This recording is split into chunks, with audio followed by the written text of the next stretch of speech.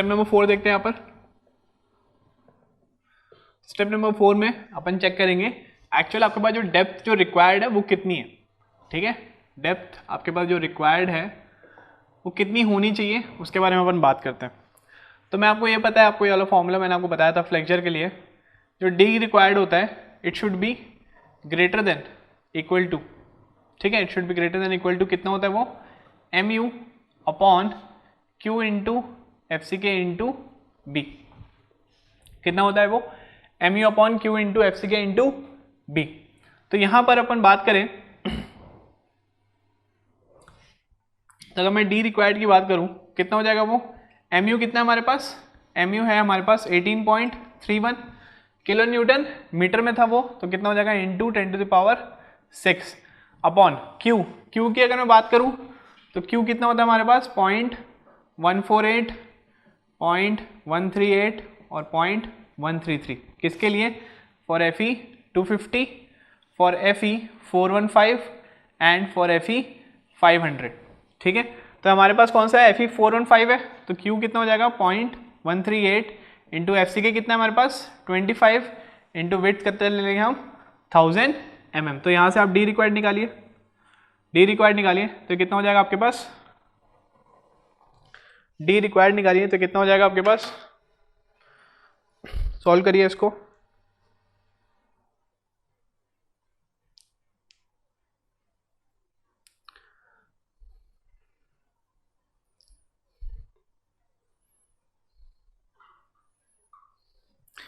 कितना आ रहा है, कुछ 73 mm कुछ आ रहा है। डी रिक्वायर्ड क्या बोल रहा है आपके पास कि 73 mm से आप ज़्यादा ही आप रिक्वायर्ड है। ठीक है, तो मैं यहाँ पर 73 आपके पास ये मिनिमम बोल दे रहा हूँ, मिनिमम आपके पास रिक्वायरमेंट कितनी है आपके पास 73 mm की बात कर रहा हूँ। तो हम यहाँ पर डी कितना प्रोवाइड किए थे, हम यहाँ पे प्रोवाइड कितना किए थे 165 mm। तो इसका मतलब क्या है हमारे पास कि हम यहाँ पर इसके जस्ट डबल से भी हम ज़्यादा प्रोवाइड किए। तो रिक्वायरमेंट हमारी मिनिमम इतनी की थी लेकिन हमने प्रोवाइड किया है इतना, तो हमारे पास जो क्रॉस सेक्शन जो हमारे पास जो स्ट्रक्चर है वो क्या हो जाएगा हमारे पास, सेफ हो जाएगा। Since D required is less than D provided, तो क्या हो जाएगा हमारे पास, हेंस इट इज ओके। ठीक है, आप यहाँ पे लिख सकते हो हेंस इट इज सेफ। क्यों, क्योंकि आपको बोल रहे हैं कि रिक्वायरमेंट हमारी इतनी की है लेकिन हमने क्या किया है एडिशनल, हमने वहाँ पर सेफ्टी के लिए हमने वहाँ पर एक बड़ा क्रॉस सेक्शन वहाँ पर डिज़ाइन किया है। तो क्या वो सही है, क्या आप ऐसा कर सकते हैं क्या, हाँ बिल्कुल सेफ्टी के लिए बहुत सही रहेगा। लेकिन सिर्फ हमने 165 ही क्यों किया, हम 250 भी तो कर सकते हैं, हाँ वो भी सेफ रहेगा। लेकिन दिक्कत क्या हो जाएगी, बहुत ज़्यादा मटेरियल लगेगा, बहुत ज़्यादा मटेरियल लगेगा तो कॉस्ट भी क्या होगा आपके पास, बहुत ज़्यादा आपको वहाँ पर लगाना पड़ेगा। ठीक है, तो आपको दोनों चीज़ की तरफ से आपको ध्यान देना है। आपको मतलब एक स्ट्रक्चर को आपको ऐसा बनाना है कि वो क्या रहे आपके पास, हमेशा क्या रहे आपके पास बहुत ही अच्छी फैक्टर ऑफ सेफ्टी आपको प्रोवाइड करे। दूसरी चीज़ क्या करना है आपको, दूसरी चीज़ ये भी आपको ध्यान रखना है कि हम आपको मिनिमम से मिनिमम क्या करें, हम वहाँ पर कॉस्ट जितना बचा सकते हैं वो उसके बारे में भी हम डील करेंगे। तो हमारे पास पैसे भी हमें कम लगाना है और हमारे पास चीज़ भी बहुत अच्छी चाहिए। जनरली कोई भी चीज़ का यही फंडा होता है, मतलब दो ही चीज़ क्राइटेरिया होता है, हमें पहली चीज़ कि हमें वो कम पैसे पे मिल जाए, दूसरी चीज़ हमें अच्छे से अच्छी चीज़ मिल जाए। ठीक है, तो यहीं पर आपके पास जो हमने क्रॉस सेक्शन जो डिज़ाइन किया हमने वो डेप्थ हमने ज़्यादा प्रोवाइड किए ताकि क्या हो जाए आपके पास वो एडिशनली क्या रहे, बहुत ज़्यादा सेफ रहे। दूसरी चीज़ और ज़्यादा प्रोवाइड नहीं कर सकते, एक आपके पास एक लिमिट तक ही हम प्रोवाइड करेंगे, क्योंकि अगर उससे ज़्यादा करेंगे तो क्या होगा आपके पास वहाँ पर आपका जो कॉस्ट होगा वो बहुत ज़्यादा बढ़ जाएगा। एक और चीज़, अगर मान लीजिए इन केस यहाँ पे वैल्यू आपके पास आ जाती 200 आ जाती, इन केस आपके पास ये डी रिक्वायर्ड कितना होता है आपके पास 200 आ जाता और डी प्रोवाइड आपने कितना किया था हमने 165 mm, तब क्या होता है आपके पास, तब ये बोल रहा है आपके पास कि आपको मिनिमम 200 mm आपको रखना चाहिए था, लेकिन आपने कितना रखा है वहाँ पर सिर्फ 165 mm ही रखा है। तो इसका मतलब क्या हो जाएगा, उस केस में आपका डिज़ाइन फेल हो जाएगा। आपने स्टेप नंबर 1 में जितना आपने डेप्थ रखा था वो क्या हो जाएगा आपके पास फेल हो जाएगा। तो वहाँ पर क्या करोगे आप, रीडिज़ाइन करोगे। उस केस में क्या करोगे, जैसे मैंने यहाँ पे लिखा है हेंस इट इज ओके, उस केस में क्या बोलोगे आप, वहाँ पर बोलोगे हेंस रीडिज़ाइन आप वहाँ पर लिखोगे। इसका मतलब क्या होगा कि वापस हम स्टेप नंबर 1 में जाएंगे। स्टेप नंबर 1 में जाके हमने जो डी की जो वैल्यू हमने इतनी रखा था 165, डी रिक्वायर्ड हमारा 200 आया, तो हम वापस जाके प्रोवाइडेड हम वहाँ पर अराउंड 230, 240, 250 ऐसा कुछ ज़्यादा वैल्यू हम वहाँ पे प्रोवाइड करेंगे और उसके बाद हम फिर से चेक करेंगे, फिर से हम बेंडिंग मोमेंट निकालेंगे, फिर step number 2 step number 3 perform करेंगे, फिर हम देखेंगे कि वो सेफ है कि नहीं हो रहा है वहाँ पर। ठीक है, तो ऐसे करके आपके पास रीडिज़ाइन आपको करना पड़ेगा। आपको हमेशा याद रखना है कि आपको ये वाली कंडीशन आपको हमेशा सेटिस्फाई होनी चाहिए। ठीक है, आपके पास ये वाली कंडीशन हमेशा सेटिस्फाई होनी चाहिए कि रिक्वायर्ड जो है वो कम है किससे, प्रोवाइडेड से। क्लियर, तो स्टेप नंबर 4 सही है। अब आते हैं अपन स्टेप नंबर 5 में। तो सारी चीज़ें हो गई, हमने जितना भी क्रॉस सेक्शन वगैरह हमने जितना भी हमने रखा था वो सारी चीज़ें क्या है हमारे पास, सही शॉट हमने वहाँ पर रख लिया है। अब हमने क्रॉस सेक्शन रख लिया है, दूसरी चीज़ अब हम क्या करेंगे, हम यहाँ पर बात करेंगे रीइंफोर्समेंट की। रीइंफोर्समेंट की बात कर रहे हैं, मतलब कौन से टाइप की रीइंफोर्समेंट, मेन बार्स की बात कर रहे हैं हम। ठीक है, design for reinforcement of main bars. ठीक है, तो यहाँ पर मैंने आपको बताया था सीधा डायरेक्ट मैंने आपको फॉर्मूला बता दिया था कि AST आप कितना रख सकते हो। AST का फॉर्मूला आपको बताया था 0.5 FCK upon FY 1 minus under root of 1 minus 4.6 MU upon FCK BD square into B into D। ठीक है, यहाँ पर ध्यान रखना एनालिसिस में शायद ना मैं 4.6 लिखना भूल गया था, एक बार उसको लिख लेना। AST ये बाकी फॉर्मूला तो अपन पहले से देखते आ रहे हैं कितना होता है, FCK अपॉन 2FI भी लिख सकते हो, 1 minus under root 1 minus 4.6 MU FCK BD square into BD। अगर आप PT के टर्म्स में निकाल रहे हो, बहुत सारी अगर बुक में अगर आप देखोगे तो वहाँ पर PT करके लिखा होगा और PT में लास्ट में BD नहीं लिखा होगा। ठीक है, PT क्या होता है आपके पास, अगर परसेंटेज ऑफ स्टील के टर्म्स में अगर आप निकाल रहे हो, PT क्या होता है आपके पास, AST अपॉन BD, परसेंटेज में अगर निकाल रहे हो तो इंटू 100।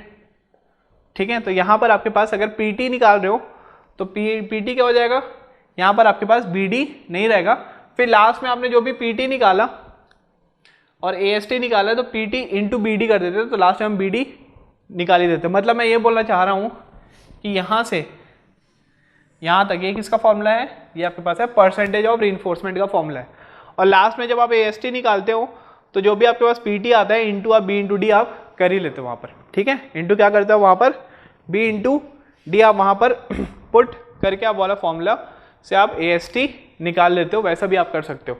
तो अगर इस वे से अगर मैं निकालूंगा तो कितना हो जाएगा, AST अगर मैं निकाल रहा हूँ कितना हो जाएगा, ये 0.5 FCK कितना हमारे पास 25 अपॉन FY कितना हमारे पास 415 into 1 minus under root 1 minus 4.6 into MU कितना है हमारे पास, MU है 18.31 into 10 to the power 6 upon FCK कितना है 25 इंटू BD स्क्वायर, B कितना है यूनिट 1 मीटर के लिए लेते हैं हम, B कितना है 1000 mm इंटू D कितना है हमारे पास स्मॉल d 165 होल स्क्वायर।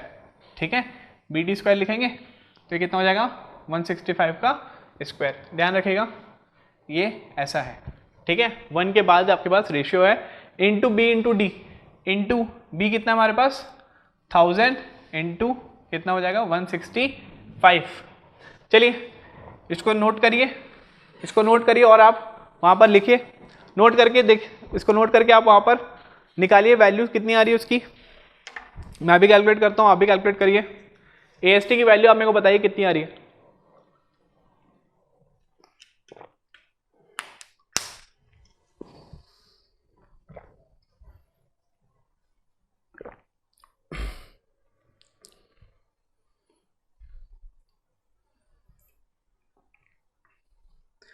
कितनी आ रही है AST की वैल्यू, जल्दी से आप निकाल लीजिए।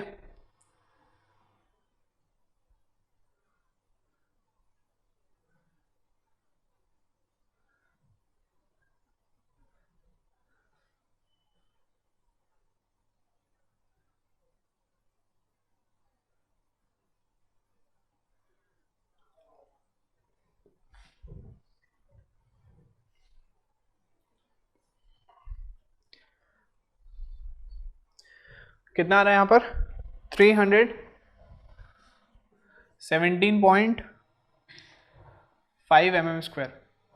AST कितना आ रहा है आपके पास 317.5 mm स्क्वायर। और मैंने आपको बताया था ये आपके पास, इसको मैं बोल रहा हूँ मेथड नंबर 1, इसको मैं बोल रहा हूँ मेथड 1 और आप हमेशा इसी से सॉल्व करोगे, हमेशा आप इसी मेथड से सॉल्व करोगे। कहीं कहीं पर आपके पास कोई हो सकता है, कोई बुक में या फिर कोई टीचर आपको बेंडिंग मोमेंट से भी निकालना बता दे। जैसे कि आपको निकालना क्या है, आपको AST निकालना है, तो MU आपको पता है टेंशन साइड से अगर मैं निकालूंगा तो कितना होता है 0.87 FY AST D minus 0.42 XU। यहाँ से मैं बोल सकता हूँ कि आप यहाँ से क्या करो, AST आप निकाल लो। ऐसा हो सकता है ना, क्योंकि हमें यहाँ पर बेंडिंग मोमेंट हमें यहाँ पता है, बेंडिंग मोमेंट हमने स्टेप नंबर 3 में निकाल लिया। 0.87 FY आपको पता है Fe415 है। स्मॉल d भी आपने निकाल लिया था, कितना आया था 165 mm। लेकिन आपको यहाँ पर XU नहीं पता है, आपको यहाँ पर XU नहीं पता है। तो इससे बाद आप यहाँ फाइंड क्या कर सकते हो, आप XU कर सकते हो। कैसे? कंप्रेशन एंड से। कंप्रेशन एंड में मतलब MU कितना होता है 0.36 FCK B into XU, B into XU into D minus 0.42 into XU। तो यहाँ पर आपको सारी चीज़ें पता है, B भी पता है, D भी पता है, और इस वाले चीज़ों से आप क्या कर सकते हो, XU आप फाइंड आउट कर सकते हो। इस इक्वेशन से आप क्या कर सकते हो, XU को आप फाइंड आउट कर सकते हो। और जब आप XU निकाल लोगे तो वापस आप यहाँ पर XU की वैल्यू पुट कर देना और AST आप निकाल लेना। ये आपके पास थोड़ा सा कम्बरसम मेथड है, ये वाला मत यूज़ करना, ये वाला जो मेथड है मत यूज़ करना। मैं आपको बस इसलिए बता दिया हूँ, आप हमेशा ये वाला मेथड यूज़ करेंगे, ऑलवेज यूज दिस, ठीक है, ऑलवेज यूज दिस मेथड, ठीक है। लेकिन इन केस आपके पास किसी फैकल्टी ने या फिर आप जहाँ पर कॉलेज में पढ़ रहे हो वो इस वे से अगर आप फाइंड आउट कर रहे हैं तो आप वहाँ पर कंफ्यूज मत होना कि अरे यार यहाँ पर तो हम कुछ और ही पढ़ रहे हो, यहाँ पर हम कुछ और पढ़ रहे हैं, क्योंकि दोनों दिखने में बहुत अलग अलग हो जाते हैं वाले मेथड, ठीक है। तो इस केस से भी आप निकाल सकते हो, लेकिन ये वाला थोड़ा लेंदी हो जाता है। आप डायरेक्ट यहाँ से एक फॉर्मूला पुट करोगे, आप सीधा AST निकालोगे। यहाँ पर आपको 2 इक्वेशन पुट करने पड़ेंगे, 2 अलग अलग क्वांटिटी आपको निकालनी पड़ेगी, उसके बाद आपको AST वहाँ पर मिलता है, ठीक है।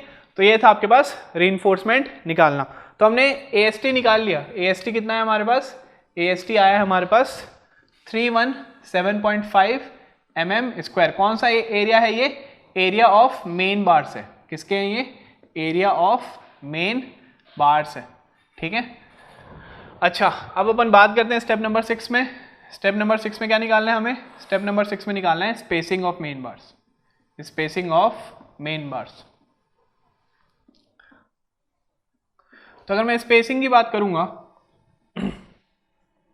स्पेसिंग का फॉर्मूला आपको बताया था मैंने। स्पेसिंग क्या होता है आपके पास, area of one reinforcement, area of one reinforcement upon AST into 1000 into 1000।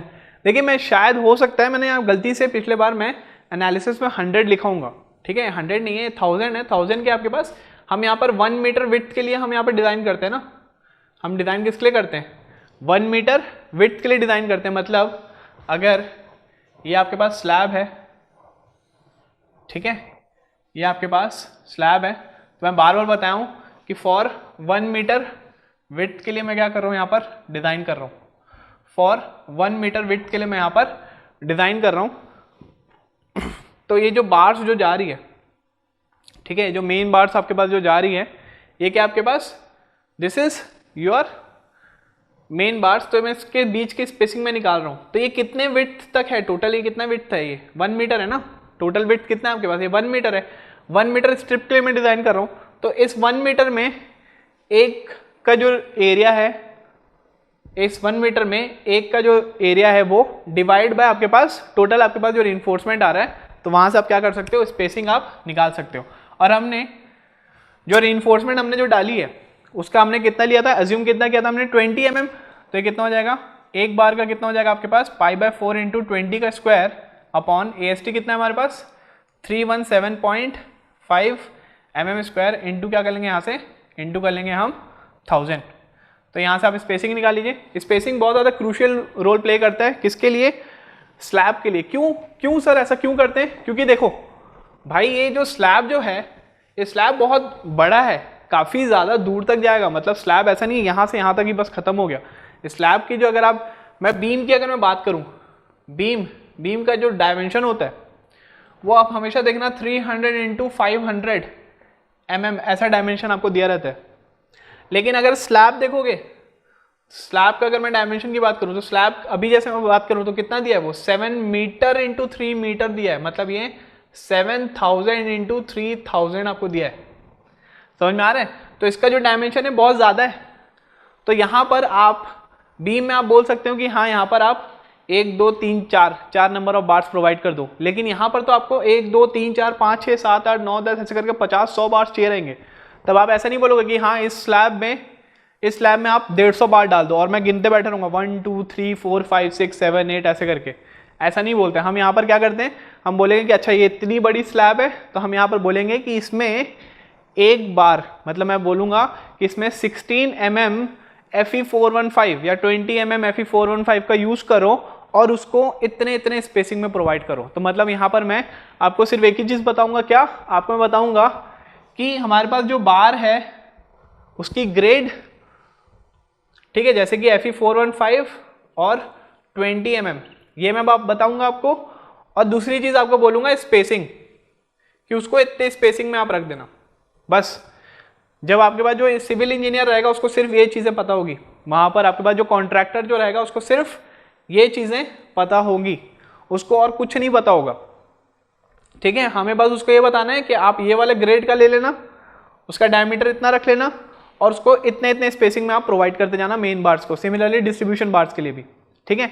वहां पर हम ये नहीं बोलेंगे कि ये जो इतना बड़ा स्लैब है इसमें आप जाके यहाँ पर 234 बार्स डाल दो तो वो गिन रहे 1 फिर 2 3। तो वहां पर सबसे ज्यादा इंपॉर्टेंट क्या होता है आपके पास, स्पेसिंग सबसे ज्यादा इंपॉर्टेंट होती है स्लैब के केस में। ठीक है, तो यहाँ पर आप स्पेसिंग निकाल लीजिए, कितना आएगा ये π/4 इंटू 20 स्क्वायर अपॉन 317.5 इंटू 1000 क्यों लिया मैंने 1 मीटर विड्थ के लिए। एक बार ना आप चेक कर लेना, लास्ट वाले लेक्चर में शायद मैंने गलती से यहाँ पर 1000 की जगह 100 लिख लिया होगा, बट एक्चुअली वो 100 नहीं है, 1000 है फॉर 1 मीटर विड्थ के लिए। ठीक है, कितना हो जाएगा ये, सॉल्व करिए इसको।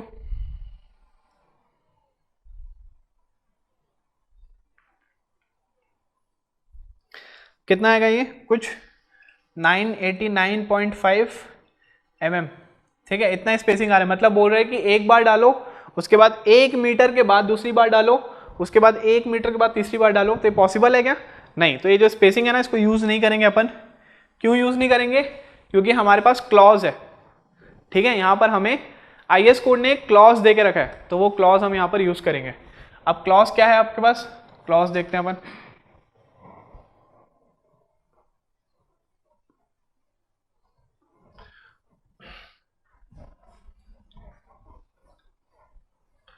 क्लॉज क्या है, तो स्टेप नंबर 7 डाल दो। ठीक है, तो यहाँ पर आपको यहाँ पर मैक्सिमम स्पेसिंग का, आपको यहाँ पर मैक्सिमम स्पेसिंग का आपको क्लॉज यहाँ पर गिवन है। ठीक है, मेन बार्स के लिए, फॉर मेन बार्स लिख देना, क्योंकि मेन बार्स और डिस्ट्रीब्यूशन बार्स के लिए अलग अलग गिवन है।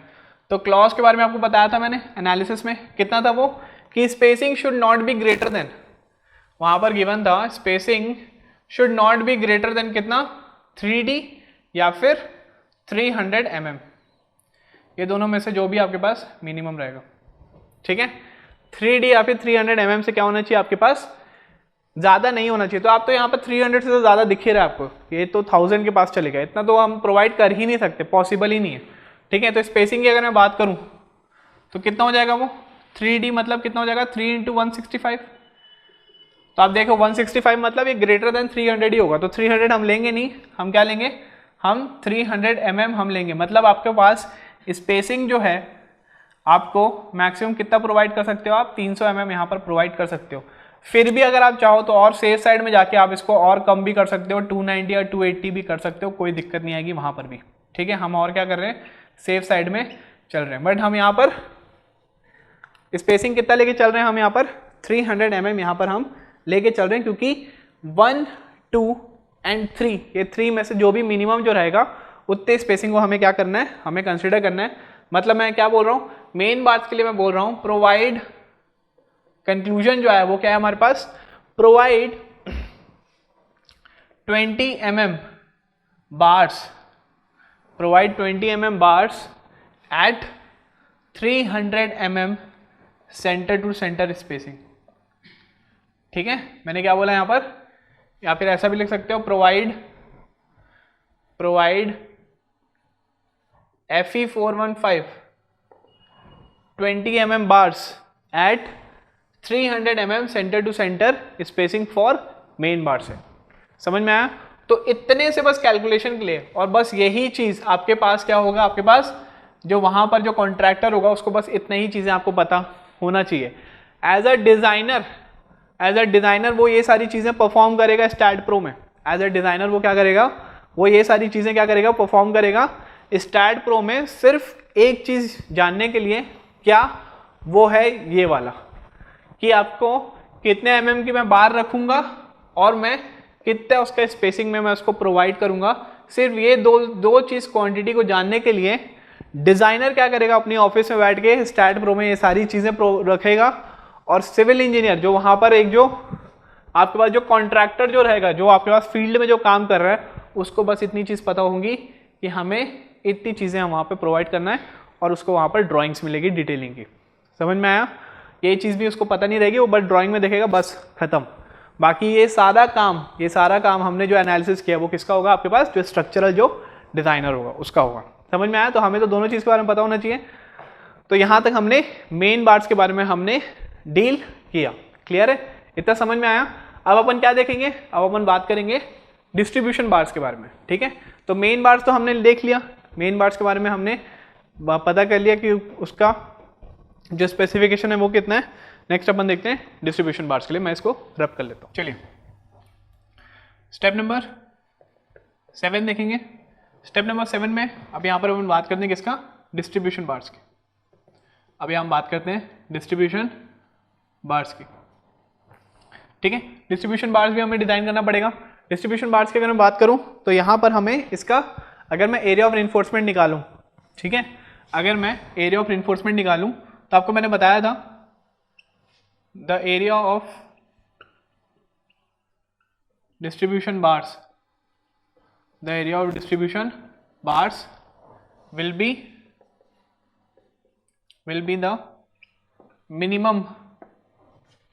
the minimum steel reinforcement required।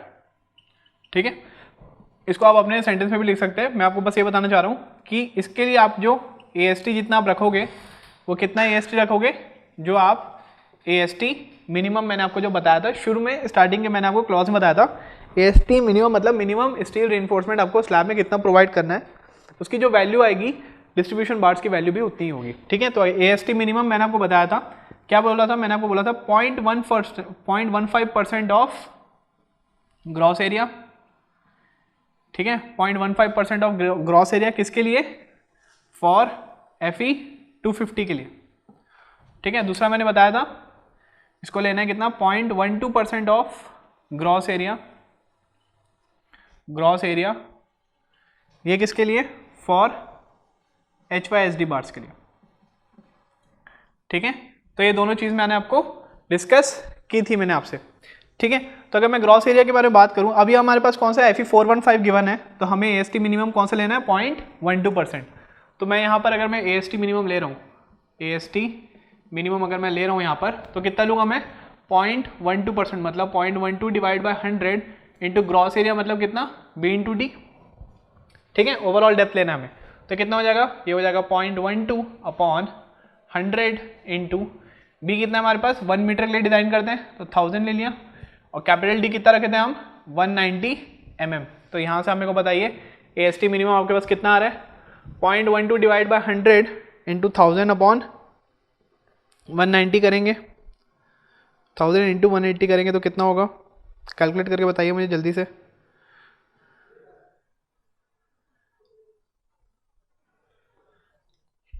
कितना आ रहा है ये, 228 mm स्क्वायर। ठीक है, ये कितना आ रहा है आपके पास, 228 mm स्क्वायर।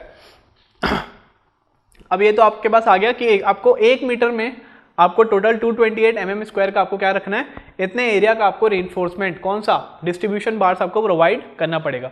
अब वो कितने mm का ले रहे हैं, मेन बार्स मैंने कितने mm का रखा था, 20 mm का। डिस्ट्रीब्यूशन बार जनरली हम कम का रखते हैं थोड़ा, तो डिस्ट्रीब्यूशन बार मैं ले रहा हूँ, अज्यूम कर रहा हूँ, अज्यूम डिस्ट्रीब्यूशन बार के लिए कितने ले रहा हूँ मैं, 10 mm डायमीटर का मैं रख रहा हूँ यहाँ पर, ठीक है। मैं कितना ले रहा हूँ मैं यहाँ पर, आप 12 mm भी ले सकते हो आप चाहो तो यहाँ पर, बट जनरली अपन जो आपके मेन बार जो होते हैं उससे हम थोड़ा सा कम ही रखते हैं। मेन बार मैंने 20 का रखा था, डिस्ट्रीब्यूशन बार लेट से मैं रख रहा हूँ कितना, 10 mm का। तो यहाँ पर अगर मैं स्पेसिंग निकालूँ इसके लिए, स्टेप नंबर 8 की अगर मैं बात करूँ, डिस्ट्रीब्यूशन बार की अगर मैं स्पेसिंग निकालूँ तो कितना हो जाएगा वो, स्टेप नंबर 8 में spacing for distribution bars, spacing for distribution bars की अगर मैं बात करूं तो आपको पता है इसका क्लॉज क्या बताया था मैंने, इसके लिए मैंने आपको बताया था कि जो क्लॉज है, जो स्पेसिंग जो है, it should not be greater then 5D और 450 mm, it should not be greater then 5D और 450 mm में से जो भी मिनिमम रहेगा। तो कितना होना चाहिए ये मिनिमम स्पेसिंग की अगर मैं बात करूंगा तो कितना होना चाहिए, 5D मतलब 5 × 165 और 450। तो ये तो देख ही रहे हो कि आपके पास ये वाली वैल्यू बहुत ज़्यादा आएगी, तो आपके पास जो मिनिमम जो वैल्यू आएगी वो कितनी आ रही है आपके पास यहाँ से, 450 mm। अच्छा लेकिन एक चीज़ मैंने भूली है, सॉरी, स्पेसिंग में स्टेप नंबर देख लेना, मेरे को स्टेप नंबर याद नहीं है, स्टेप नंबर 8 है कि 9 है। स्पेसिंग में ये तो आपके पास मैक्सिमम स्पेसिंग की बात होगी, अभी तो हमें स्पेसिंग निकालना पड़ेगा ना डिस्ट्रीब्यूशन बार्स की। चलिए स्पेसिंग अपन निकालते हैं, तो स्पेसिंग कितना हो जाएगा आपके पास, स्पेसिंग की अगर मैं बात करूंगा तो स्पेसिंग कितना हो जाएगा आपके पास, area of one reinforcement upon AST minimum बोल सकते हैं अपन इंटू 1000, ठीक है। 1000 लिखना है क्योंकि हमारे में 1 यूनिट बिट के लिए हम वहाँ पे डिजाइन करें। तो ये कितना हो जाएगा, π/4 इंटू 10 का स्क्वायर, π/4 इंटू 10 का स्क्वायर अपॉन AST मिनिमम कितना है हमारे पास, AST मिनिमम कितना है 228 इंटू ये कितना हो जाएगा, इंटू हो जाएगा ये 1000। तो यहाँ पर इसको निकालिए आप, इसको निकालिए तो कितना हो जाएगा ये,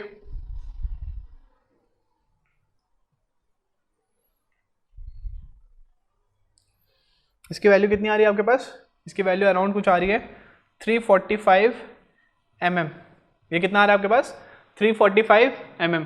तो अगर मैं इसकी बात करूं, मैक्सिमम स्पेसिंग की बात करूं, मैक्सिमम स्पेसिंग की अगर मैं बात करूं क्लॉज में, मैक्सिमम स्पेसिंग की अगर मैं बात करूं तो कितना होता है वो, spacing should not be greater then 5D और 450 mm। 5D कितना है आपके पास, 5 × 165, तो ऑब्वियसली देख रहे हो ये वैल्यू ज़्यादा आ रही है। 450 mm भी क्या है आपके पास, 345 mm से ज़्यादा है। तो मैं यहाँ पर ये तीनों में से 345 और ये वाली वैल्यू 5D जो कि बहुत ज़्यादा आ रही है, और 450 में से जो तीनों में से जो मिनिमम वैल्यू वो कौन सी हमारे पास, 345 mm है। तो मैं यहाँ पर क्या कर लूँगा, मैं यहाँ पर मिनिमम मैं कितना प्रोवाइड करूँगा, 345 mm का मैं यहाँ पर स्पेसिंग में यहाँ पर प्रोवाइड करूँगा। तो डिस्ट्रीब्यूशन बार्स के लिए मैं क्या कर रहा हूँ, प्रोवाइड 10 mm बार्स, ठीक है, provide 10 mm diameter of bars at कितना, 345 है। इससे भी आप कम कर सकते हो ना, आप चाहो तो इससे भी आप कम कर सकते हो, 330 320 ऐसा भी कर सकते हो। चलिए अपन यहाँ पे लिख देते हैं 330 mm centre to centre spacing, ठीक है, सेंटर टू सेंटर स्पेसिंग, ठीक है। यहाँ पर ये क्या है, डिस्ट्रीब्यूशन बार्स के लिए है, हमने जो स्पेसिंग आई है उससे भी हमने कम यहाँ पर स्पेसिंग यहाँ पे प्रोवाइड कर दी है सेंटर टू सेंटर स्पेसिंग में, ठीक है। समझ में आया, तो हमने मेन बार्स भी हमने प्रोवाइड कर लिया, हमने डिस्ट्रीब्यूशन बार्स भी हमने यहाँ पर प्रोवाइड कर लिया, ठीक है। तो अगर मैं बात करूँ डिटेलिंग की, ठीक है, अगर मैं बात करूँ किसकी, डिटेलिंग की बात करूँ, स्टेप नंबर 9 में मैं बोल रहा हूँ कि मुझे डिटेलिंग ऑफ रीइंफोर्समेंट का डायग्राम बना के दिखाओ, डिटेलिंग ऑफ रीइंफोर्समेंट,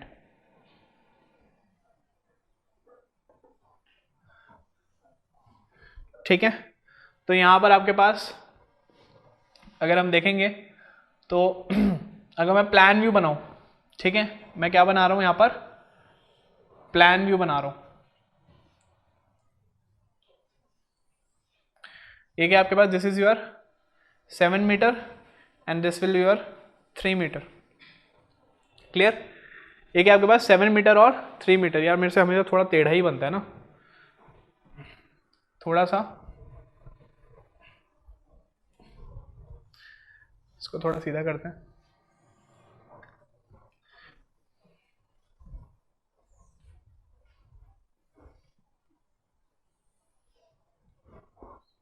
ठीक है, ये क्या आपके पास 7 मीटर और 3 मीटर। तो अगर मैं बात करूं यहाँ पर बेसिकली आपको डिटेलिंग में, मतलब आपको यहाँ पर क्रॉस सेक्शन आपको बना के दिखाना पड़ेगा, मैं एक बार प्लान में समझा दे रहा हूँ। तो यहाँ पर क्या होगा आपके पास अलोंग द शॉर्टर स्पैन क्या होगा, यहाँ पर आप प्रोवाइड करोगे क्या, यहाँ पर आप प्रोवाइड करोगे मेन बार्स। ठीक है, आप यहाँ पर प्रोवाइड कर रहे हो क्या, यहाँ पर आप प्रोवाइड कर रहे हैं मेन बार्स। ठीक है, तो ये जो मेन बार्स आप प्रोवाइड कर रहे हैं अलोंग द शॉर्टर स्पैन, हमेशा मैं आपको बताया हूँ मेन बार्स हमेशा कैसे करना है, अलोंग द शॉर्टर स्पैन हमें यहाँ प्रोवाइड करना है। तो ये कितना हो जाएगा, ये हमने यहाँ पर 20 mm बार्स हमने यहाँ पर लिया था। ठीक है, कितना रखा था हमने, FE 415 20 mm एट, स्पेसिंग कितनी रखी थी हमने यहाँ पर, हमने यहाँ पर स्पेसिंग कितना रखा था मेन बार्स में, मैंने मिटा दिया यार, स्पेसिंग कितना रखे थे हम, एट 300 mm रखे थे। स्पेसिंग कितना रखे थे हम, at 300 mm centre to centre. ठीक है, तो ये क्या आपके पास, this is your FE 415। Similarly अगर मैं यहाँ पर बात करूँ डिस्ट्रीब्यूशन बार्स की, तो distribution bars along the longer span हम यहाँ पर शो करते हैं। और ये कितना है, ब्लैक वाला जो मैं बनाया हूँ, ये क्या आपके पास, that is your FE 415 10 mm diameter at 330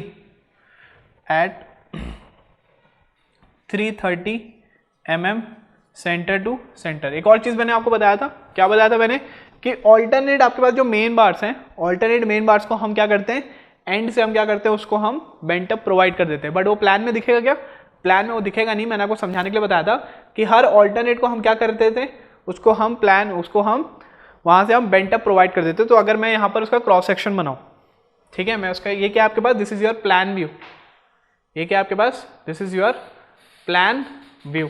अगर मैं यहाँ पर क्रॉस सेक्शनल व्यू बनाऊँ, ठीक है, अगर मैं यहाँ पर क्या कर रहा हूँ, क्रॉस सेक्शनल व्यू बना रहा हूँ, तो यहाँ पर मैं आपको दिखा रहा हूँ, ये क्या हमारे पास, this is your shorter span, ये क्या आपके पास, this is your shorter span. तो ये मैंने शॉर्टर स्पैन बनाया है, ठीक है, 3 मीटर का। अब यहाँ पर अगर मैं मेन बार्स अगर मैं प्रोवाइड कर रहा हूँ, तो पहली वाली मेन बार्स आपको दिखेगी ऐसी। ठीक है, सबसे पहली वाली जो मेन बार्स है वो आपको दिख जाएगी ऐसी। अब इसके बाद जो सेकंड वाली जो मेन बार है, वो मैंने क्या किया था कि बीच में मैंने उसको नीचे पे रखा था टेंशन में, और उसके बाद क्या किया था मैंने, एंड से मैंने क्या किया था, उसको बेंट अप प्रोवाइड कर दिया था। ठीक है, तो इसके पीछे वाली जो एक और जो मेन बार है सेकंड वाली, वो यहाँ पर दिखेगी क्या, नहीं, क्योंकि वो क्या दिखेगी, इसके पीछे है, और वहां से वो इसके पीछे सेम ऐसी आ रही है, लेकिन एंड से क्या हो रही है, वो थोड़ी सी उठ गई है, एंड से क्या हो रही है, वो थोड़ी सी उठ गई है। हमने वहां पर सेकंड वाली बार्स को हमने क्या किया, वहां पर बेंट अप प्रोवाइड किया है। सिमिलरली उसके पीछे जो थर्ड बार होगी वो इसके जैसी दिखेगी, इसके पीछे होगी रेड वाली के, और उसके पीछे जो फोर्थ वाली होगी वो यहाँ से ऐसे बेंट अप आएगी और यहाँ से ऐसे दिखेगी। वो समझ में आया? तो ये जो है, ये क्या है आपके पास, रेड वाला जो है, this is your main bar, आपको ऐसा दिखाना है। ये क्या आपके पास, FE 415 of 20 mm diameter at 300 mm centre to centre spacing, ये शो कर दिया आपने। क्लियर? नेक्स्ट, मेन बार आपने शो कर दिया है। नेक्स्ट अपन बात करें किसकी, डिस्ट्रीब्यूशन बार्स की। तो डिस्ट्रीब्यूशन बार्स हम यहाँ से देख रहे हैं ना, अभी हम इधर से देख रहे हैं, ये वाला व्यू देख रहे हैं, ये वाला, तो आपको ये दिखेगा, ये वाली बार का क्रॉस सेक्शन, ये वाली बार का क्रॉस सेक्शन, ये वाली बार का क्रॉस सेक्शन, ये वाली बार का क्रॉस सेक्शन, ये सारी बार्स का क्रॉस सेक्शन दिखेगा। तो मैं यहाँ पर क्या करूँगा, ये बार्स का क्रॉस सेक्शन मैं यहाँ पर बना दूंगा। समझ में आया? ये क्या है, ब्लैक वाले क्या है, ये सब हमारे पास डिस्ट्रीब्यूशन बार्स है। ये सब क्या है हमारे पास, this are all distribution bars. तो अगर मैं ब्लैक वाले की बात करूं तो ये है हमारे पास डिस्ट्रीब्यूशन बार्स। ठीक है, इसको मैं क्या बोलूंगा, दिस इज FE 415, कितने mm का है ये, 10 mm of diameter at 330 mm centre to centre spacing. समझ में आया? तो ये क्या बन गया आपके पास, ये बन गया आपके पास डिटेलिंग का डायग्राम बन गया। इसके आपके पास मार्क्स रहेंगे, ठीक है। आप प्लान व्यू भी शो कर सकते हो और साथ में आप क्रॉस सेक्शनल व्यू भी आप शो कर सकते हो। तो इस वजह से क्या होगा आपके पास, यहाँ पर आपको स्लैब ऐसे आपको डिज़ाइन करना पड़ेगा। समझ में आया? कोई दिक्कत है क्या इसमें? ये जो सपोर्ट्स हैं ये क्या आपके पास, यही आपके पास वॉल थिकनेस जो आपको दी थी 230 mm वही है। डायमीटर की अगर मैं बात करेंगे, सॉरी डेप्थ की बात करेंगे, तो ये जो है यहाँ से लेकर यहाँ तक की जो डिस्टेंस है वो क्या है, स्मॉल डी इफेक्टिव डेप्थ है। तो इस वजह से आप क्या करेंगे, स्लैब को आप डिज़ाइन करेंगे। सारे स्टेप्स मैंने आपसे यहाँ पे डिस्कस कर लिए। इसके बाद पे और भी एडिशनल, अगर मान लीजिए वहाँ पर चेक्स के बारे में बात किया कि हमें वहाँ पर चेक परफॉर्म करना है, तो चेक किसके किसके लिए मैंने आपको बताया था, चेक फॉर डिफ्लेक्शन और चेक फॉर शियर, ठीक है। चेक फॉर डिफ्लेक्शन के बारे में मैंने आपको अच्छे से समझा दिया था, मॉडिफिकेशन फैक्टर्स वगैरह होते हैं उसके बारे में भी आपको बता दिया था कि ए वैल्यू से क्या करोगे आप, मल्टीप्लाई करोगे उसके सारे मॉडिफिकेशन फैक्टर्स को, MF1 और MF2, और साथ ही अगर इसके स्पैन अगर 10 मीटर से बड़ा है तो वो वाली वैल्यू को भी आप वहाँ पर मल्टीप्लाई करेंगे। तो एक बार चेक करके देख लेना कि आपके पास जो डेप्थ जो आ रहा है, इफेक्टिव डेप्थ जो आ रहा है वो सही है कि नहीं है। हमने यहाँ पर 165 जो प्रोवाइड किया है चेक फॉर आपके पास, उसके लिए भी डिफ्लेक्शन के लिए आप एक बार चेक कर लेना, ठीक है। दूसरा चीज़ जो चेक फॉर शियर जो होता है, तो वहाँ पर आप देख लेना कि जो नॉमिनल जो शियर स्ट्रेस है वो हमेशा आपके पास K टाइम्स क्या होगा आपके पास, टाउ सी से आपके पास कम होगा। तो वो भी आपको इजीली आपको देखने को मिल जाएगा। K की एक टेबल होता है, वो टेबल से आप देख के कर सकते हो। जनरली वो वाले क्वेश्चन उतने ज़्यादा आते हैं नहीं, ठीक है, बट स्टिल मैंने आपको बता दिया है। आप ये जो मैंने आपको बताया क्वेश्चन वन वे स्लैब के लिए बहुत ज़्यादा इंपॉर्टेंट है, ठीक है। और समझने के लिए सब जो डायग्राम हम जो देखते हैं बेसिकली समझ में आता नहीं है अगर ऐसा डायग्राम वगैरह हम देखेंगे, बट यहाँ पर मैंने कोशिश किया कि आपको थोड़ा बहुत समझा दूँ कि कैसे हम डील करते हैं स्लैब्स वगैरह को, ठीक है। तो कोई आई होप आपको और कोई डाउट वाउट होगा नहीं। हमने यहाँ पर मेन बार, डिस्ट्रीब्यूशन बार सब में हम यहाँ पर डिस्कस कर लिए, ठीक है। चलिए नेक्स्ट अपन देखते हैं। चलिए इसके पहले मैंने आपको बताया था कि आपका जो थर्ड स्टेप जो था जिसमें हम बेंडिंग मोमेंट हम निकालते हैं, उसमें मैंने आपको बताया था कि आपके पास जो कंटिन्यूस जो स्लैब होगा, कंटिन्यूस बीम स्लैब जो रहेगा, उसमें मैंने आपको डायरेक्ट आपको कोई फॉर्मूला बताया नहीं था क्योंकि वो आपको मैंने बताया था कोएफिशिएंट्स पे बेस्ड होता है। तो नेक्स्ट टॉपिक अपनी रहेगी design coefficients of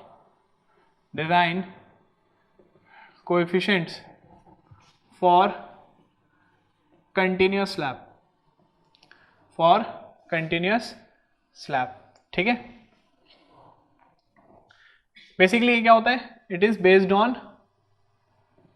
on Marcus method. Marcus जो रिसर्चर था उन्होंने ये चीज़ें कोएफिशिएंट्स उन्होंने यहाँ पर बताए थे, तो यहाँ पर इसको मार्कस मेथड भी कहते हैं, ठीक है। चलिए कंटिन्यूस बीम स्लैब की अगर मैं बात कर रहा हूँ तो फॉर एग्जांपल मैंने यहाँ पर कंटिन्यूस मैंने क्या दे दिया, यहाँ पर स्लैब दे दिया मैंने यहाँ पर, ठीक है। फॉर एग्जांपल यहाँ पर आपके पास सपोर्ट्स हैं उसके अलग अलग, ठीक है। यहाँ पर सपोर्ट्स है। बेसिकली आपके पास मैं देखूंगा तो यहाँ पर दो लोड आएगी, वो कौन कौन सी होगी। सबसे पहले अगर मैं बात किया, ये क्या आपके पास, मैं बोल रहा हूँ ये क्या है आपके पास, डेड लोड है, ठीक है। What is this, this is your dead load है, that is WD। Similarly slab के ऊपर मैं यहाँ पर क्या बना रहा हूँ, मैं यहाँ पर लाइव लोड भी मैं यहाँ पर शो कर रहा हूँ। रेड से मैं क्या शो कर रहा हूँ, मैं यहाँ पर लाइव लोड भी मैं क्या कर रहा हूँ, यहाँ पर शो कर रहा हूँ। डेड लोड तो आपको पता है निकालना आता है। लाइव लोड हमने आपको बताया था IS 875 से हमने क्या किया था, लाइव लोड को हमने ले लिया था। तो ओवरऑल पूरे स्पैन पे लाइव लोड भी रहेगा। तो यहाँ पर अगर मैं इसका BMD बनाऊँ तो BMD कैसा बनता है इसका, अगर मैं इसका BMD बनाऊँ तो BMD कैसा रहेगा इसका, पहला ये हॉगिंग रहेगा, फिर उसके बाद पहला ये सैगिंग रहेगा, फिर उसके बाद क्या होगा वहाँ पर कंटिन्यूस का आपको BMD बनाना आता है, ठीक है। स्ट्रेंथ ऑफ मटेरियल्स वगैरह में आप पढ़ चुके होंगे।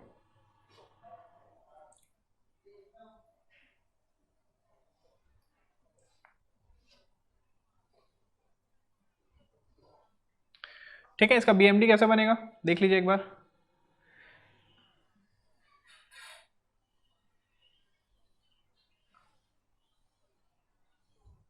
ये कुछ इस टाइप से क्या होगा आपके पास, ये positive this will B negative, ये भी पॉजिटिव है, ये भी पॉजिटिव है, एंड इट्स गोज ऑन, ठीक है, जो भी आपके पास आएगा। और ये क्या आपके पास जो पॉजिटिव आ रहा है वो क्या आपके पास सैगिंग बेंडिंग मोमेंट है, और जो नेगेटिव आएगा वो क्या हो जाएगा आपके पास हॉगिंग बेंडिंग मोमेंट आपको यहाँ पर देखने को मिलेगा।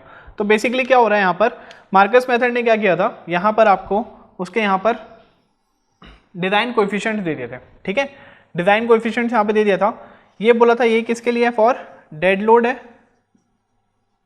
और यहाँ पर बात करूँ तो ये क्या है आपके पास, for this is live load. चलिए मैं इसको यहाँ पर बना के दिखाता हूँ। फॉर एग्जाम्पल मैंने यहाँ पर BMD बनाया, थोड़ा अच्छे से बनाते हैं एक बार, ठीक है,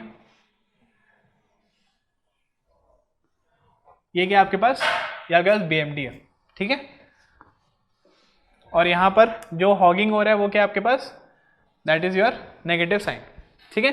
मार्कस मेथड ने आपको यहाँ पर देके रखा था कि ये क्या आपके पास, this is your dead load and this is your live load, clear. तो यहाँ पे उसने कोएफिशिएंट्स देके रखे थे, ठीक है, यहाँ पर उसने कोएफिशिएंट्स देके रखे थे। तो यहाँ जैसे कि अगर मैं पॉजिटिव की बात करूँ तो यहाँ पर उसने पॉजिटिव में क्या दिया था, यहाँ पर उसने कोएफिशिएंट्स देके रखे थे। तो अगर मैं कोएफिशिएंट्स की बात करूँ यहाँ पर,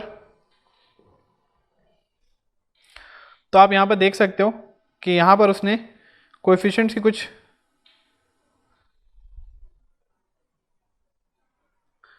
वैल्यू देखा रखा है। ये कितना है आपके पास, this is 1/12, this is 1/10।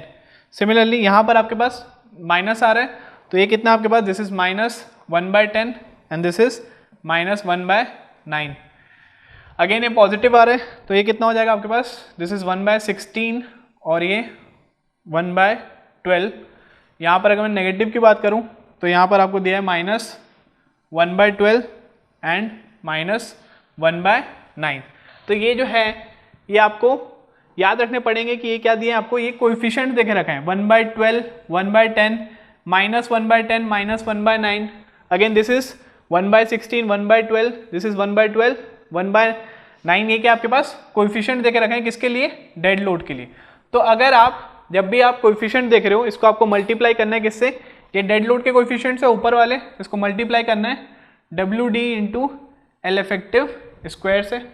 Similarly ये वाले जो कोएफिशिएंट्स है इसको मल्टीप्लाई करना है किससे, WL into L effective square से, ठीक है। तो यहाँ पर आपके पास ये जो सैगिंग जो आ रहा है पॉजिटिव, इसके अंदर आपको क्या देखे रखा है, दोनों पॉजिटिव में आपको कोएफिशिएंट देके रखे हैं, डेड लोड और लाइव लोड। सिमिलरली हॉगिंग में आपको नेगेटिव देके रखा है, तो दोनों आपको नेगेटिव में आपको यहाँ पर कोएफिशिएंट देके रखे हैं। अगेन सैगिंग पॉजिटिव है, दोनों पॉजिटिव कोएफिशिएंट्स दिए हैं, ये आपके पास नेगेटिव है, दोनों नेगेटिव आपको कोएफिशिएंट्स देके रखे हैं। तो ये कोएफिशिएंट्स आपको याद रखने हैं, मल्टीप्लाई किससे करना है, इसको मल्टीप्लाई करना है WD L इफेक्टिव स्क्वायर और WL L इफेक्टिव स्क्वायर से, ठीक है। देखिए इतना ज़्यादा इंपॉर्टेंट कुछ है नहीं, बेसिकली मैंने आपको बताया था यूनिवर्सिटी टाइप ऑफ लेवल में आपके पास जो क्वेश्चन आते हैं बेसिकली सिंपली सपोर्ट से ही आते हैं, ठीक है। फॉर एग्जाम्पल अगर ES की बात करो या फिर गेट की बात करो तो एक आध बारी यहाँ से क्वेश्चन देखने को मिला है कि यहाँ से आपके पास कोएफिशिएंट्स वगैरह में आपके पास क्वेश्चन डील करने को मिला है, वो भी बहुत सिंपल बेसिक क्वेश्चंस वहाँ पर डील करने को देखें। तो अगर मैं यहाँ पर बात करूँ, अगर मैं यहाँ पर पॉजिटिव, अगर मैं सैगिंग की बात करूँ तो यहाँ पर आपके पास सैगिंग की बात करूँ तो मैं बोलूँगा कि आपके पास मैक्सिमम पॉजिटिव बेंडिंग मोमेंट की बात करूँ, मैक्सिमम पॉजिटिव बेंडिंग मोमेंट की बात करूँ तो देखिए पॉजिटिव में क्या क्या दिख रहा है आपको, ये फर्स्ट वाला, सेकेंड वाला, ठीक है। लेकिन अगर आप देखोगे तो फर्स्ट वाला के जो कोएफिशिएंट्स हैं वो सेकेंड वाले से क्या है आपके पास बड़े हैं। 1/12 क्या है, इज ग्रेटर देन क्या है आपके पास 1/16। Similarly 1/10 is greater than 1/12। तो अगर मैं मैक्सिमम की बात कर रहा हूँ तो मैं कौन से कोएफिशिएंट को लूंगा, मैं 1/12 और 1/10 को। तो यहाँ पर अगर मैं मैक्सिमम पॉजिटिव बेंडिंग मोमेंट निकाल रहा हूँ तो वो कितना हो जाएगा आपके पास, that will be your WD L effective square upon ये कितना है आपके पास 1/12, तो कितना हो जाएगा /12। Similarly plus WL L effective square upon coefficient कितना है इसका 1/10, तो डिवाइड बाय क्या कर लूँगा मैं, डिवाइड बाय 10 मैंने यहाँ पर कर लिया। तो ये क्या आपके पास मैक्सिमम पॉजिटिव आपके पास क्या आ गया, बेंडिंग मोमेंट आ गया। सिमिलरली अगर मैं हॉगिंग की बात कर रहा हूँ, सिमिलरली क्या कर रहा हूँ मैं, हॉगिंग की बात कर रहा हूँ, तो ये कितना हो जाएगा मैक्सिमम, अगर मैं नेगेटिव बेंडिंग मोमेंट निकाला तो वो कितना हो जाएगा आपके पास, नेगेटिव वाला चेक करिए, ये कितना है 1/10 और 1/9, और ये कितना है 1/12 और 1/9। तो इसमें ये वाली जो वैल्यू है वो इससे क्या है आपके पास बड़ी है, 1/10 इज ग्रेटर देन क्या आपके पास 1/12, ये क्या आपके पास ये वाली वैल्यू बड़ी है। सिमिलरली तो आप ये वाली जो वैल्यू है इस वैल्यू को आप चूज करेंगे, क्योंकि हम मैक्सिमम निकाल रहे हैं, तो कितना है 1/10 और 1/9। तो जब मैं मैक्सिमम नेगेटिव निकाल रहा हूँ तो कितना हो जाएगा WD, आप पहले माइनस को बाहर ले लेना, आप माइनस को बाहर ले लेना, कितना हो जाएगा WD L effective square upon कितना हो जाएगा ये डेड लोड के लिए 10 plus WD L effective square upon WL L effective square upon कितना है ये 9। तो ये कितना हो जाएगा आपके पास, this will be your bending moment. तो यहाँ पर आपके पास दोनों पॉजिटिव और नेगेटिव दोनों के लिए आपको यहाँ पर अलग अलग यहाँ पर कोएफिशिएंट्स आपको गिवन है। डेड लोड के लिए यहाँ पर कोएफिशिएंट्स अलग दिए हुए हैं और लाइव लोड के लिए आपको कोएफिशिएंट्स यहाँ पर अलग दिए हुए हैं आईएस कोड में अकॉर्डिंग टू मार्कस मेथड। तो कंटिन्यूअस बीम में सिंस यहाँ पर आपके पास बेंडिंग मोमेंट जो है वो एक टाइप का बेंडिंग मोमेंट ही नहीं मिल रहा है, यहाँ पर अलग अलग स्पैन में अलग अलग सपोर्ट्स में आपके पास अलग अलग यहाँ पर पॉजिटिव नेगेटिव दोनों आ रहे हैं। तो इस केस में क्या होगा आपके पास यहाँ पर आपको कोएफिशिएंट्स आपको डिफरेंट स्पैन में आपको अलग अलग टाइप में बेंडिंग मोमेंट देखने को मिलेंगे। लेकिन हमें क्या, हमें डिजाइन मैक्सिमम के लिए करते हैं, तो मैक्सिमम के लिए जो सबसे मैक्सिमम जिसकी कोएफिशिएंट की वैल्यू रहेगी तो जनरली वो फर्स्ट वाले ही होते हैं। तो फर्स्ट के जो दो कोएफिशिएंट्स है इसी को आप याद रख लेना, ये आपके पास पहला मैक्सिमम पॉजिटिव के लिए, दूसरा वाला मैक्सिमम नेगेटिव के लिए। तो ये दो कोएफिशिएंट्स को आप याद रख लोगे तो पहला वाला 12 और 10 याद रख लेना, दूसरा वाला 10 और 9 आप याद कर लेना, किसके लिए, ये बेंडिंग मोमेंट के लिए। सिमिलरली अगर मैं बात करूं किसके लिए, शियर फोर्स के लिए, तो यहां पर मैं ये आप लिख लेना, ये किसके लिए, बेंडिंग मोमेंट के लिए। नेक्स्ट अपन बात करते हैं for shear force. For shear force, जब भी आप शियर फोर्स कैलकुलेट करेंगे तो यहां पर आपके पास जो कोएफिशिएंट होगा वो कैसे देखने को मिलेगा, सेम वही डायग्राम है, सेम वही डायग्राम है। तो अगर मैं बात करूंगा यहां पर तो आपको शियर फोर्स कैसे देखने को मिलेगा, कुछ इस टाइप से, ठीक है। शियर फोर्स कैसे देखने को मिलेगा, कुछ इस टाइप से यहाँ पर आपको देखने को मिलेगा, एंड सो ऑन चलते जाएगा, ठीक है। तो ये क्या आपके पास, this is plus, this is minus, this is plus, this is minus, इस टाइप से आपको यहाँ पर क्या देखने को मिलेंगे, अलग अलग यहाँ पर भी कोएफिशिएंट्स देखने को मिलेंगे।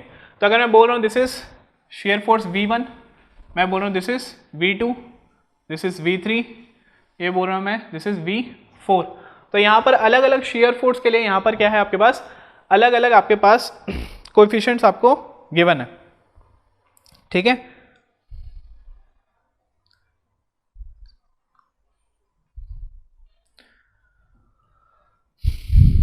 चलिए, तो यहां पर आपके पास ये क्या है, this is your dead load, this is your live load. तो यहां पर अगर मैं बात करूं V1 के लिए, आपको यहाँ पे कोएफिशिएंट दिया हुआ है, this is your plus 0.4 and this is your plus 0.45। V2 के लिए अगर मैं बात करूं तो यहाँ V2 के लिए मैं लेफ्ट साइड में लिख रहा हूँ, V2 के लिए आपको गिवन है 0.6 एंड 0.6। सिमिलरली V3 के लिए अगर मैं बोल रहा हूँ, यहाँ प्लस माइनस मैं आपको बताता हूँ प्लस माइनस कैसे लिखना है। V3 के लिए अगर मैं बोलूँ तो यहाँ पर आपको गिवन है 0.5 एंड 0.6, ठीक है। यहाँ पर मैं V4 की बात करूँ तो यहाँ पर भी आपको 0.5 और 0.6 यहाँ पर गिवन है। प्लस माइनस कैसे लगाना है उसके पहले मैं बताता हूँ। अगर जैसे मान लीजिए आप क्या निकाल रहे हैं, यहाँ पर आप निकाल रहे हैं V1, ठीक है, मल्टीप्लाई कर देना आप किससे, इसको मल्टीप्लाई कर देना WD इंटू L इफेक्टिव, और इसको आप मल्टीप्लाई कर देना WL इंटू L इफेक्टिव, ठीक है। तो अगर मैं यहाँ पे शेयर फोर्स निकाल रहा हूँ V1, अगर मैं शेयर फोर्स निकाल रहा हूँ V1, तो V1 में क्या क्या आ रहा है आपके पास, 0.4 और 0.45, तो कितना हो जाएगा, ये हो जाएगा 0.4 WD L इफेक्टिव प्लस दूसरा क्या आपके पास 0.45 WL into L effective. Next V2 अगर मैं बताऊं तो V2 कितना हो जाएगा आपके पास, ये माइनस में, V2 क्या आपके पास माइनस में, तो V2 के कोएफिशिएंट क्या है 0.6 और 0.6, तो ये कितना हो जाएगा 0.6 into WD L effective again minus -0.6 into WL into L effective. Similarly अगर मैं V3 निकालूं तो V3 कितना हो जाएगा, ये हो जाएगा आपके पास plus 0.55 WD into L effective plus 0.6 into WL into L effective. V4 की बात करूंगा तो V4 कितना हो जाएगा आपके पास 0.6 0.55 0.6। V4 अगेन माइनस में तो कितना हो जाएगा -5 WD L effective again minus 0.6 WL into L effective. ठीक है, तो यहाँ से क्या करोगे आप, यहाँ से आप अलग अलग शेयर फोर्स आप निकाल सकते हो। तो इसमें आप देख लेना आपके पास मैक्सिमम शेयर फोर्स कौन सा आएगा। मैक्सिमम शेयर फोर्स जो आएगा वहाँ से आप क्या निकाल सकते हैं, अब वहाँ से nominal shear stress tau v भी आप निकाल सकते हैं। क्या होगा, maximum shear force divide by उसका जो क्रॉस सेक्शनल एरिया होगा। तो वहाँ से आप क्या कर सकते हैं, वहाँ से आप शेयर स्ट्रेस आप निकाल सकते हैं, उसको आप कंपेयर कर सकते हैं टाउ सी से। ठीक है, तो बेसिकली यहाँ से क्वेश्चन आपको नहीं देखने को मिलते हैं यहाँ से क्वेश्चन, बट स्टिल अगर किसी को, अगर कोई बुक में अगर उसने देखा कंटिन्यूस टाइप का क्वेश्चन है तो वहाँ पर उसको अगर ये चीज़ समझ नहीं आ रही है तो बेसिकली यहाँ पर हर स्पैन में आपके पास एक टाइप का BMD रहता नहीं है। BMD थोड़ा सा वेरी करता है, पॉजिटिव सैगिंग दोनों आता है यहाँ पर, सैगिंग और हॉगिंग। तो अलग अलग स्पैन में आपको अलग अलग सपोर्ट्स में यहाँ पर कोएफिशिएंट्स आपको दे के रखें मार्कस मेथड में।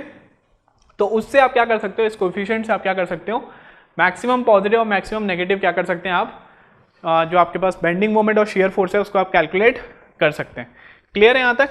तो इस वजह से आप क्या करेंगे, आप जब बेंडिंग मोमेंट निकालेंगे तो उस मेथड से निकाल लेना, जब आप शेयर फोर्स निकालेंगे तो वहाँ से आप मैक्सिमम शेयर फोर्स आप वहाँ से निकाल सकते हैं। ठीक है, तो कंटिन्यूस बीम आएगा, कंटिन्यूस बीम स्लैब के क्वेश्चन अगर आएंगे तब आप ये वाला मेथड आप अप्लाई कर देना। बाकी आपके पास मोस्टली आपके पास सिंपली सपोर्टेड ही रहेगा। सिंपली सपोर्ट मैंने अच्छे से आपको बता दिया है। ठीक है, चलिए फिर अपन मिलते हैं बाद में।